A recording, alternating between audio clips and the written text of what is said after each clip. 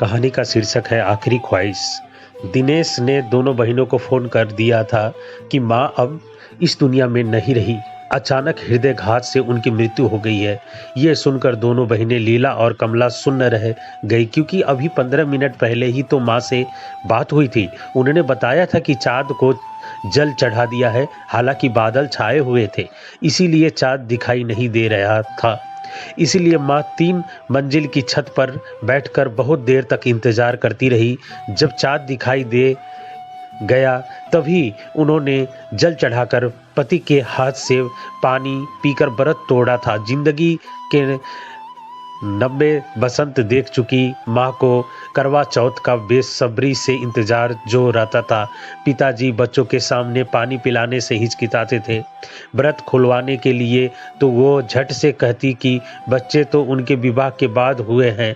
घर में सब रो बिलख रहे थे।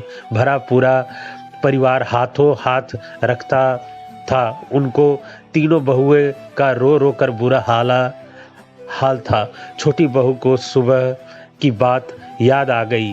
कैसे आज माँ ने बक्से से आज सुबह अपने विवाह की साड़ी निकलवाई, प्रेस करवाई और खुद ही रात को करवा चौथ के लिए तैयार हुई।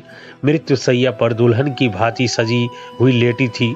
जब सब उनको कफन पहनाने लगे तो तीनों बहुएं एक स्वर में बोली, माँ जी को इसी साड़ी में ले जाइए। ये उनकी आखिरी ख्वाहिश थी। आज सुबह ही तो कह रही थी कि मुझे मेरी अंतिम समय पर यही साड़ी पहनाना। सभी फपक कर रो पड़े।